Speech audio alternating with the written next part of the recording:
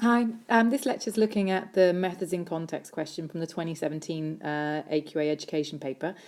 I find it helpful to read the question first and then the item in this one, because there's quite a lot of stuff in the item we can try and generate ideas from.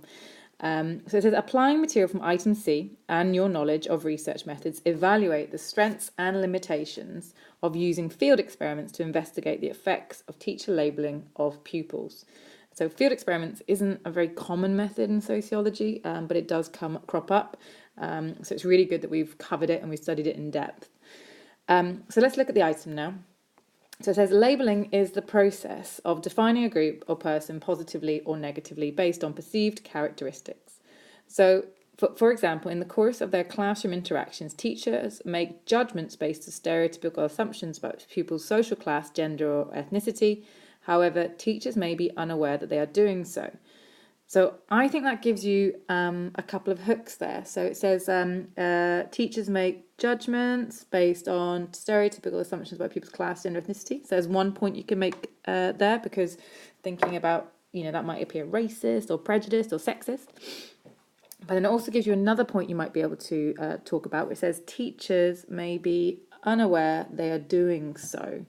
So you've got to think about how could you link that to field experiments. Teachers label people in different ways, and this may lead to a variety of responses such as misbehaviour or truancy. So again, we've got a couple of other points you could talk about here. So we talk about misbehaviour and again truancy, because obviously if students misbehave because they're being labelled, how would a field experiment be able to kind of pick that up? And that kind of links down to the idea it's in a natural setting, which is in this point down here. But likewise, if the students truant, then they're not going to be in the room, then how can they be part of your field experiments? That gives you another idea what we could link it to. So it says, one way of studying the effects of teacher labelling is to use field experiments. One advantage is that they can be used in a natural setting. I've underlined that already. Clearly that's a validity issue, so if you can refer to that, you're covering theoretical issues. However, field experiments tend to be small scale, so that's clearly an issue about representativeness. Furthermore, for a variety of reasons, some pupils, teachers and parents may refuse to participate in a field experiment. So sort of teachers, parents refusing to participate, and students. That's kind of an issue around about access to the group, and also can obviously link to theoretical issues. So remember, when it comes to these essays, you've got to make sure that you talk about the PET issues, okay, the practical, ethical, theoretical. And you really need to make sure that you're applying your ideas back to the context, which in this case is teachers, there we go, teachers labelling of pupils, okay? So that's what you need to link every single one of your points back to. So let's get started. They're quite simple to mark, these ones, because you kind of almost have a bit of a formula to go along with, which I can talk you through in a second. So it says here, a practical issue of using field experiments to investigate labelling of pupils is access. So there we go. Oh, stop moving. Access. That's your practical issue. And also they refer to practical. So that's why I've written a P next to this point, because it's a practical point. This is because the experiment would be committed in a school with students. The researcher would therefore have to go through a gatekeeper, key concept, to gain access to the classroom. It is unlikely the gatekeeper, particularly if it's a head teacher, will grant access, as they may fear the researcher will find that teachers are labelling students. So that's good, because that's applying to the content. E.g., it goes on, they may label black students as less smart, clear application to the context. This would give the school a poor reputation, and it may mean potential students won't go there. Due to this risk, the head teacher are unlikely to grant access to the researcher to investigate labelling with field experiments. And I like this one because they do keep on reusing the word labelling in field experiments, clear application. So that point is a band 5, top band, because they've clearly linked the method, strength or weakness of it, which is access, the issues around access, to the context. Really good, well done. Then it goes on to say, item C suggests that some teachers and students may refuse to participate. Good use of the item. And they've also then gone on to develop it. It says, this causes an access problem as the researcher will be unable to access a larger sample, as teachers and students may be intimidated, by the researcher, especially if they know the aim. It's a theoretical point, because even though they're talking about access, they're actually talking about, if you like, a little bit about representativeness as well, because it's about sample size. So I've said it's a theoretical point, and you could argue it was practical because it's talking about access. It's only band 3, however, because there's no link between that labelling at all. Okay, so this is just a band 3. Next point carries on sort of more strongly in the vein of practical issues, hence P. Furthermore, item C suggests labelling may lead to truanting. And this is one of the points that I was mentioning to you earlier on, because that's actually in the item. Okay, late to truanting. And it might be difficult to access the students who truant as they won't be in school where the field experiment takes place. The researcher, therefore, will be unable to identify if truancy is the result of labelling. Okay. Again, they've mentioned field experiments as well. They've made it really clear that they're applying it to the right context, and that was definitely one of the hooks from the item that I really wanted you guys to develop if you could. So that is band 5 practical. Another practical issue is that field experiments testing labelling may be time consuming. So time consuming is clearly a problem, it's a practical issue. For example, in Rosenthal and Jacobson's study, and actually this is, the reason I included this point in this essay was actually this is one of the few examples of where they use the Rosenthal and Jacobson study effectively. So, for example, in the Rosenthal and Jacobson study, they took a year to identify labelling as schools. This is because it takes time to see the effect of teacher labelling on students, as it doesn't take an immediate effect but happens over a long period of time. So that's a really good application to the context, okay? Really thinking about labelling and the issues around researching it, but also talked about how Rosenthal and Jacobson study actually illustrates that. Too many of you, and I do think this essay does do it a little bit lower down, just described Rosenthal and Jacobson's research. Even though it was about labelling, it wasn't actually studying the effects of labelling. Rosenthal and Jacobson's research created a labelling effect, so it was different. So most of you didn't really use it that effectively. So that's another practical issue, another band 5, so doing really well at the moment. Item C suggests that some teachers and students may refuse to participate as they know the true aim, as teachers may not want to be called out for labelling, so again, linking to the context, as it could lead to them being fired. This may lead to the researcher doing a covert experiment. I didn't feel like that was strongly enough linked to field experiments, so I gave that a band 4, but I really thought that was strong enough we're linking it to the context of labelling. However, a covert experiment means the research will have to deceive the participants who will have a lack of informed consent. So now we're starting to talk about ethical issues. And sorry, the previous one was an ethical issue as well, because it's discussing how they might be harmed by being fired. Now, this person's been really careful here because they've talked about you doing a covert experiment. Some of you talked about doing covert observation and then discussed observation, which is a different method. So you'd have got a band 1 for any point like that, because it's talking about an observation study, not a field experiment. So, however, a covert experiment means that the researcher will have to deceive the participants who will have a lack of informed consent. That's a band 3 point, no application to labelling.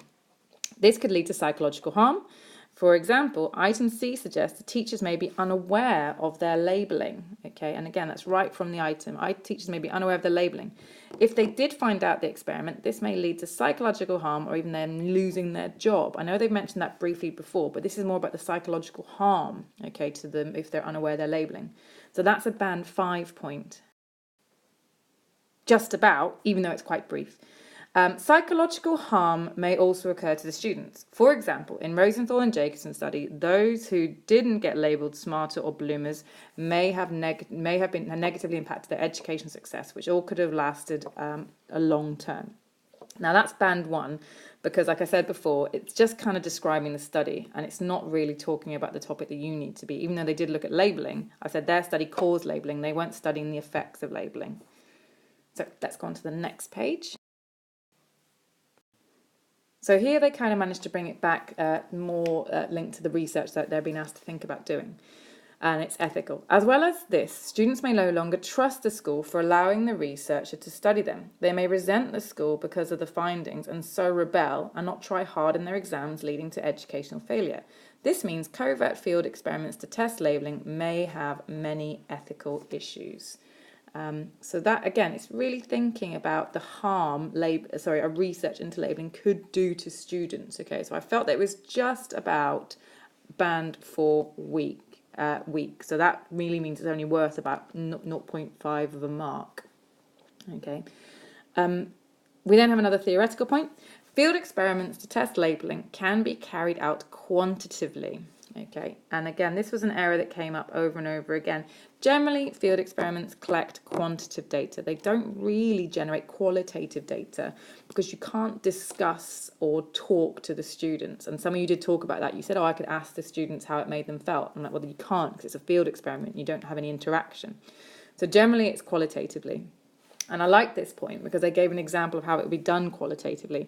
So they've gone on to say, field experiments to test labelling can be carried out qualitatively, e.g. tallying the number of times a teacher sees negative language towards the students. This means positivists would like this method as they like quantitative research. I thought this was really good, a good application to labelling. I didn't think it was as strong as some of the other points. So that's why I've only made it a band 4. So I did think they were really thinking carefully about how you would research labelling. Oh, perhaps I was being a bit harsh, but I did sort of feel that it wasn't as strong as some of the other points. And that's a good theoretical point. It's also a high theoretical point because they're discussing positivism. And like I said to you, to get into like the very top marks, you really need to be thinking about positivism or interpretivism. However, if done overtly, positivists would like it less as it may lack validity. So that's a key term there, and it's clearly a theoretical discussion. This is because if the teacher knows, if the teacher knows that they are being watched to see if they label students, the teacher will try harder to ensure they don't label with the presence of the researcher. So again, talking about being watched, field experiments, the fact they'll change their behaviour not to label in the presence of a researcher.